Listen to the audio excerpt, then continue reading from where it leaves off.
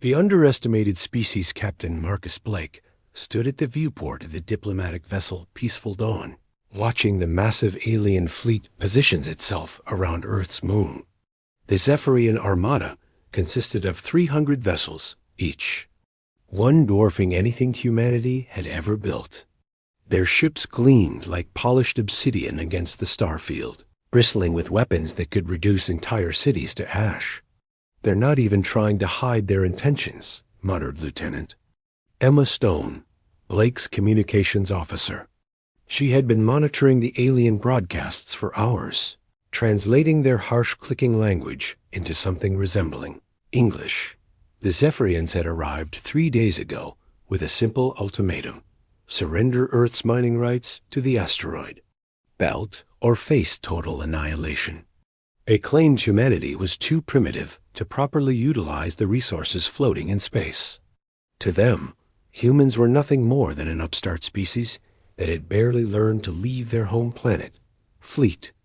Admiral Vincent Cross materialized as a hologram in the ship's command center. His weathered face showed the strain of the past 72 hours. "Blake, what's the status of their fleet positioning?" "They've completed their blockade formation, sir. 300 vessels in a perfect sphere around Earth. They're confident." "We can't break through." Blake paused, studying the tactical display. Maybe too confident. The Zephyrian commander, a towering insectoid creature named Thruxel, had made no secret of his contempt for humanity during the initial negotiations. He had laughed when Earth's representatives mentioned their own fleet, dismissing human technology as primitive metal tubes with chemical propulsion. What Thruxel didn't know was that humanity had been preparing for this moment for over 50 years. Dr. Jennifer Walsh, Earth's leading physicist, had spent decades working on a project so classified that only 12 people in the entire solar system knew of its existence. The Dark Matter Propulsion Initiative had been born from humanity's first encounter with an alien probe 30 years earlier. The probe had been damaged, but its technology had given human scientists their first glimpse of what was possible. "Admiral," Blake said, "should we begin Phase 1?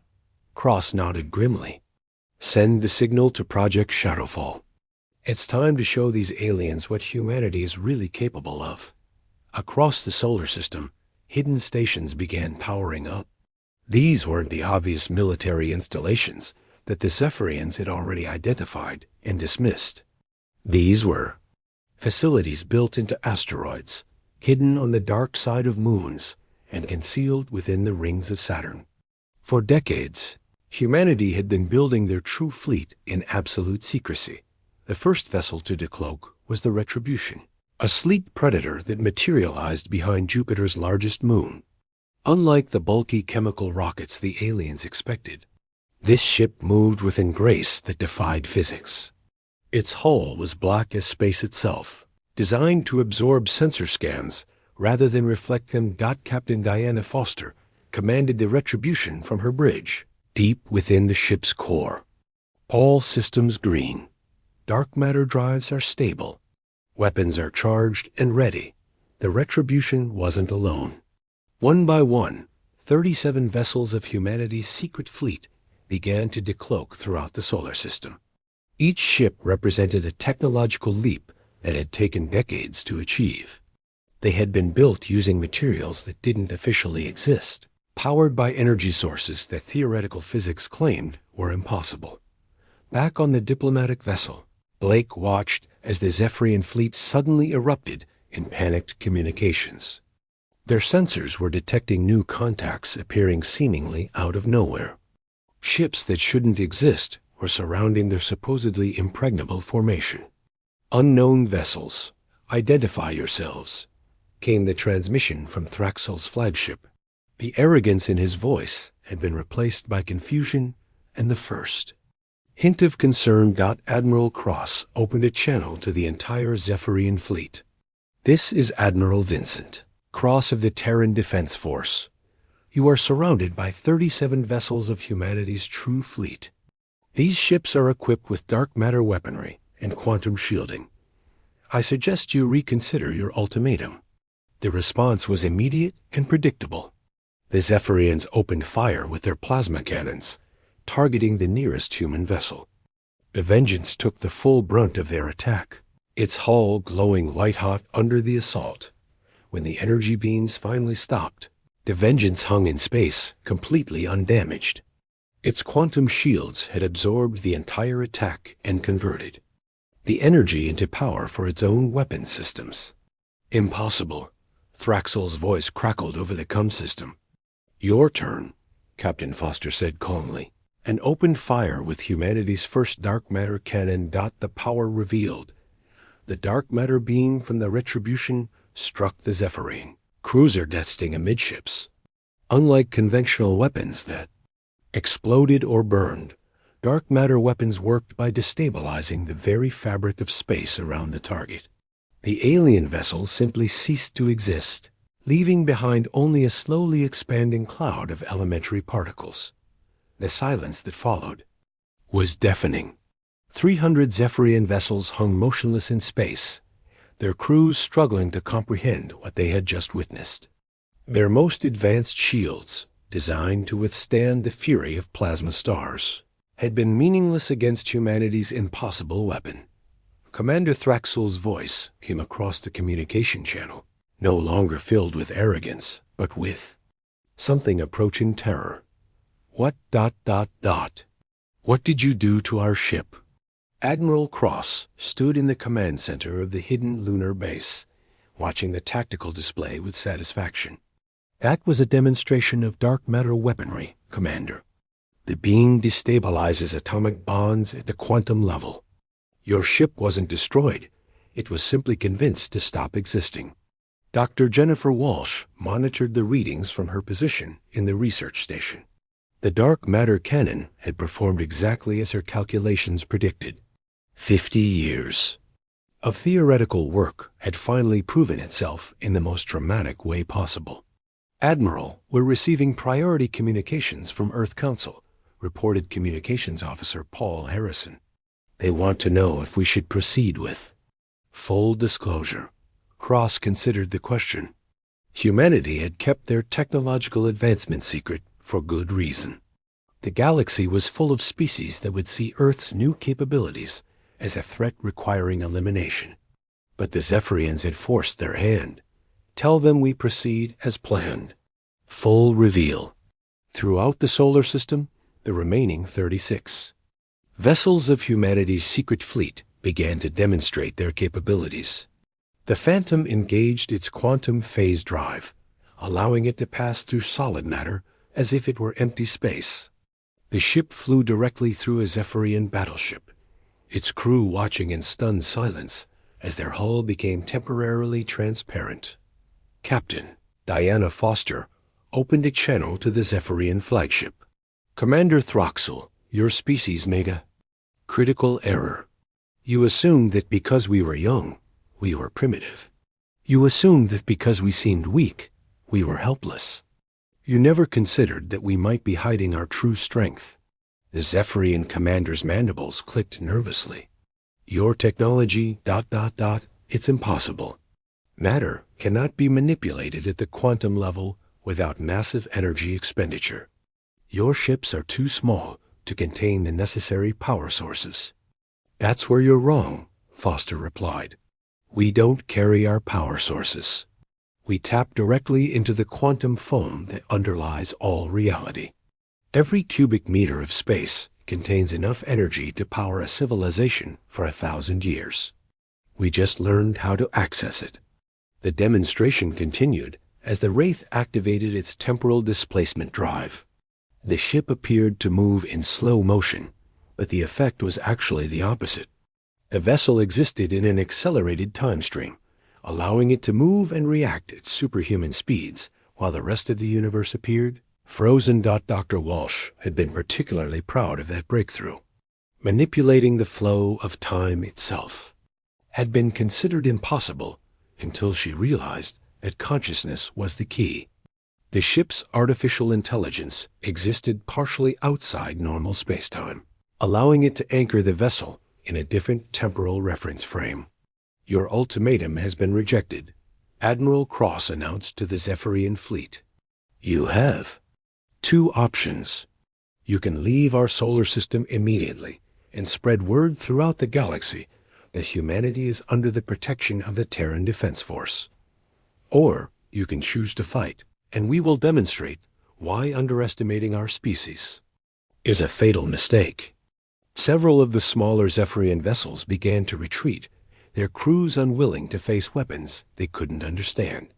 But Thraxol's flagship and the core battle fleet remained in position. You may have surprised us with your technology, Thraxol transmitted, but you only have 37 ships. We still outnumber you 8 to 1. Quantity has a quality all its own.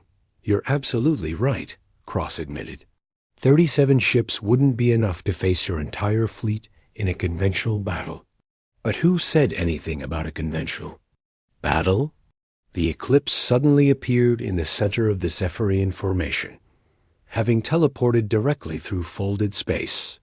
Its arrival created a gravitational shockwave that sent several alien vessels spinning out of control. We don't fight fair, Captain Foster said with a cold smile. We fight smart. The real battle was about to begin, and the Zephyrians were starting to realize they had gravely underestimated the species. They came to conquer. The battle unfolds. The space around Earth's moon erupted into chaos as the first true battle between humanity and an alien empire began. The Zephyrian fleet, still reeling from the shock of humanity's technological revelations, struggled to adapt their centuries-old battle tactics to face an enemy that seemed to ignore the basic laws of physics. Captain Diana Foster watched from the bridge of the Retribution as her tactical officer. Lieutenant Commander James Reed coordinated the attack patterns. Target their command vessels first. If we can disrupt their communications, the rest of their fleet will be fighting blind. The Shadowhawk, under the command of Captain Patricia Ramos, engaged its cloaking systems and vanished from all sensors. The Zephyrians had never encountered true invisibility technology, and their targeting systems simply couldn't lock onto a vessel that existed in quantum superposition. They're firing blind, Reed reported as alien plasma beams lanced through empty space where the Shadowhawk had been moments before. Their sensors show our ships in multiple locations simultaneously. The quantum uncertainty principle had been humanity's greatest ally in developing their stealth technology. Dr. Walsh's breakthrough had been realizing that consciousness itself collapsed quantum states. By using artificial intelligences that existed partially outside normal spacetime, human ships could maintain quantum superposition while their crews remained in normal reality. Commander Thraxol's flagship, the World Ender, tried to reorganize the Zephyrian battle formation. The massive vessel was over 2 kilometers long and armed with enough firepower to glass an entire planet. But size and raw power meant nothing against an enemy that could phase through solid matter. All vessels concentrate fire on the human. Ship designated Alpha 1, Thraxol ordered, referring to the Retribution. Use overlapping fire patterns. They cannot phase through attacks from multiple vectors simultaneously. The Zephyrian commander had made a logical assumption based on his understanding of physics. Unfortunately for him, humanity had moved beyond logic into the realm of quantum impossibility. The Retribution didn't try to dodge the incoming plasma barrage. Instead, Captain Foster activated the ship's temporal anchor system. The vessel stepped sideways through time, existing in a parallel timeline where the attack had never occurred. Impossible. Thraxol's voice crackled across the communication channels. Your ship should have been destroyed. Your weapons exist in linear time, Foster explained calmly. We exist in all possible timelines simultaneously. Your attack destroyed.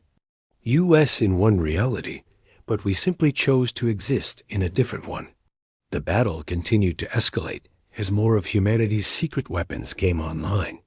The Paradox activated its matter conversion systems, transforming the metallic hull of a Zephyrian destroyer into pure energy. The crew escaped in life pods, but their ship had been literally eaten by human technology. Dr. Sinolge monitored the battle from her hidden command center, making real-time adjustments to the weapons systems. Each ship in the human fleet was connected through quantum entanglement, allowing for instantaneous communication and coordination across vast distances. "Admiral Cross," she reported, "we're seeing some unexpected resonance patterns in their shield matrices. I think we can exploit a harmonic weakness." "Do it." Cross ordered. The harmony began broadcasting a specific frequency that interfered with Zephyrian shield technology. The alien energy barriers began to fluctuate and collapse, leaving their ships vulnerable to conventional attacks. Captain Marcus Blake, still aboard the diplomatic vessel, watched the battle unfold with a mixture of awe and concern. "Admiral, are we sure about revealing all of this? Once word gets out about our capabilities, every empire in the galaxy will see us as a threat." "That's exactly what we want," Cross replied. "For too long, humanity has been seen as a minor species, barely worth noticing. Today, we announce to the galaxy that we are not prey. We are predators." The tide of battle had turned decisively in humanity's favor. The Zephyrian fleet, despite their numerical advantage, found themselves fighting an enemy that existed outside their understanding of warfare. Ships that should have been destroyed continued fighting. Weapons that should have been impossible tore through their defenses, and tactics that violated every principle of space. Combat proved devastatingly effective. But the real surprise was yet to come. The Doomsday began charging its planetary defense weapon, a dark matter beam capable of cracking a moon in half. The target wasn't a Zephyrian ship, but rather a carefully selected asteroid in the belt beyond Mars. "Firing planetary cracker," announced Captain Robert Stone, the Doomsday's commander. The beam struck the asteroid, and the massive rock simply vanished, taking with it any doubt about humanity's ability to defend itself. The Zephyrians had come to conquer a primitive species, and instead found themselves facing a civilization that could eliminate entire worlds with a single shot. "Surrender now," Admiral Cross broadcast to the Zephyrian fleet, "and we will allow you to leave with your lives. Continue fighting, and we will demonstrate why challenging humanity is a fatal mistake." The choice was clear, but would the Zephyrians accept defeat or fight to the bitter end? The price of underestimation.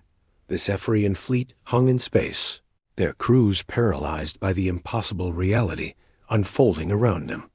In less than an hour, everything they understood about warfare, physics, and their place in the galactic hierarchy had been shattered by a species they had dismissed as primitive. Commander Thraxel stared at the tactical display aboard his flagship, the World Ender.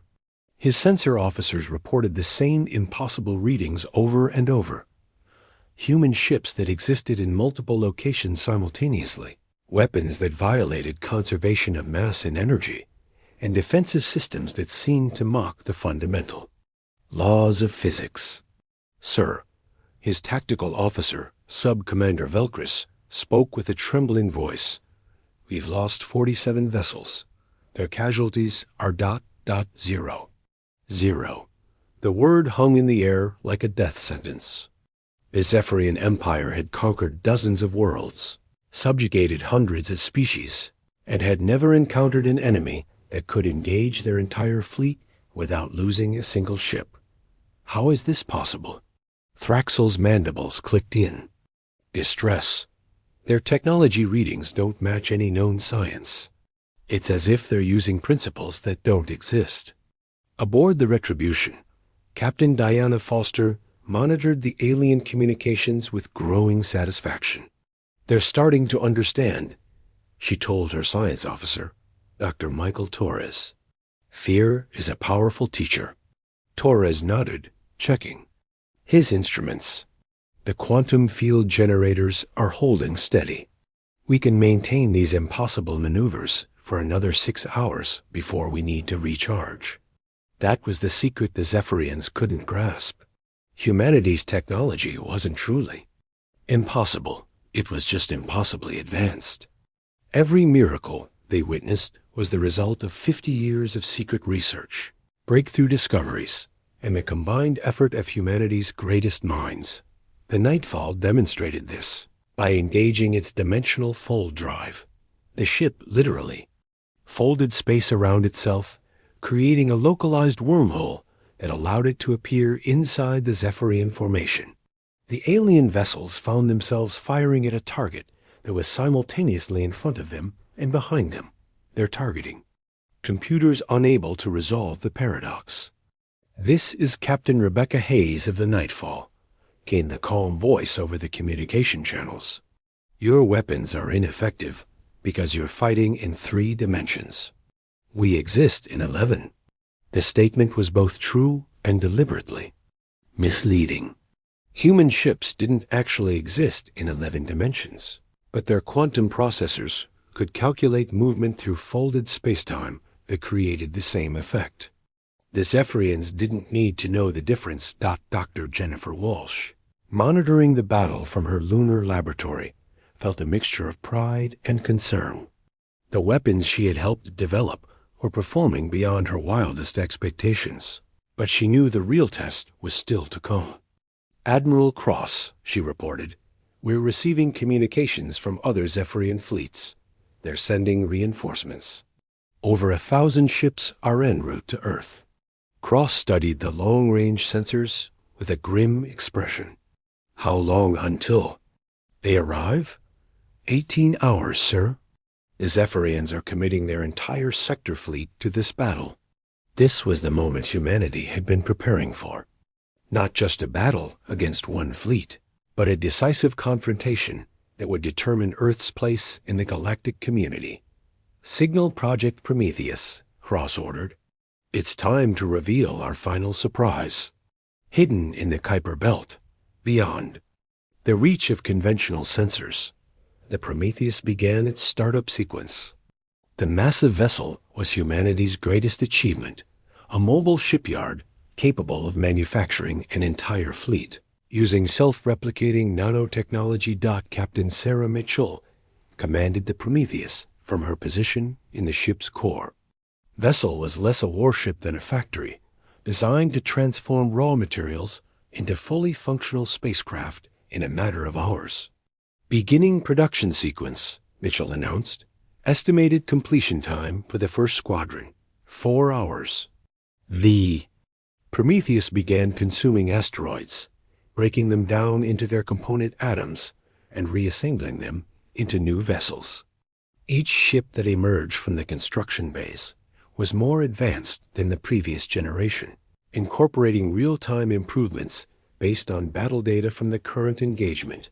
Back at the main battle, Commander Throxell made a desperate decision. All ships ramming speed. "If we cannot destroy them with weapons, we will destroy them with mass." The Zephyrian fleet abandoned all tactical formations and charged directly at the human vessels. It was a suicidal tactic, but desperation had replaced logic in the alien commander's mind. The Eclipse met the charging vessels head-on, but instead of trying to evade, it activated its gravity well generator. The massive gravitational field caught the Zephyrian ships and began pulling them into a spiral pattern that turned their own momentum against them. "This is impossible," Throxell screamed as his flagship was caught in the artificial gravity well. "Gravity cannot be generated without massive stellar objects." "You're right," Captain Foster replied over the open channel. "We're not generating gravity. We're borrowing it from a black hole 17 light-years away. Quantum entanglement allows us to project gravitational effects across interstellar distances." The battle was ending, but the war was just beginning. As the Zephyrian reinforcements approached Earth, humanity prepared to teach the galaxy a lesson that would echo through the cosmos for generations to come. The new Galactic ordered the arrival of the Zephyrian reinforcement fleet 18 hours later marked the beginning of the most decisive battle in galactic history.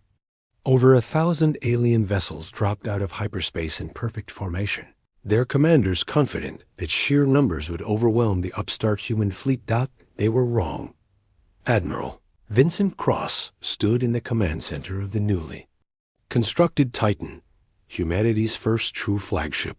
The massive vessel had been built by the Prometheus in just 16 hours, incorporating every technological advance humanity had developed over the past 50 years. Zephyrian fleet, this is Admiral Cross of the Terran Defense Force. He broadcast to the incoming armada. You are entering sovereign human space. Withdraw immediately or face the consequences. The response came from Fleet Admiral Corvix, the Zephyrian Empire's supreme military commander. Humans, you have destroyed one of our fleets and humiliated our empire. Surrender now, and your deaths will be quick. Counter-proposal, Cross replied calmly. Leave our system and spread word throughout the galaxy that humanity is not to be trifled with. Otherwise, we will demonstrate why underestimating our species is a fatal mistake. The Zephyrian fleet opened fire with everything they had. Plasma, cannons, particle beams, gravity weapons, and exotic matter warheads filled the space around Earth with enough destructive energy to crack a planet in half. None of it mattered. The Titan absorbed the entire bombardment, using its quantum nullification shields, converting the incoming energy into power for its own weapon systems. The ship literally fed on the alien attacks, growing stronger with each passing moment. Impossible, Fleet Admiral Corvix whispered, his voice barely audible over the communication channel. Your species has been saying that word a lot lately. Cross observed. Perhaps it's time to expand your vocabulary. The human fleet had grown overnight. The Prometheus had constructed 200 new vessels, each one more advanced than any ship in the Zephyrian arsenal. But more importantly, they were all connected through quantum entanglement, creating a single tactical entity that could coordinate its actions across vast distances. Captain Diana Foster, now commanding the upgraded Retribution, watched as the human fleet began its counterattack. All ships, demonstrate Tactic Omega. Show them what happens when you threaten humanity's home. The Omega formation was humanity's masterpiece of tactical innovation. Each ship in the fleet created a localized space-time distortion, and when combined, these distortions formed a massive gravitational lens that focused the energy of nearby stars into a coherent beam. The result was a weapon that drew its power from the sun itself. The stellar beam lanced across space, striking the Zephyrian flagship with the concentrated fury of a star. The massive vessel, armored to withstand the explosion of nuclear weapons, simply ceased to exist. Along with it, a dozen other ships that had been unfortunate enough to be in the path of the beam. This is impossible. Corvix screamed, his voice breaking with panic. No species can harness stellar energy.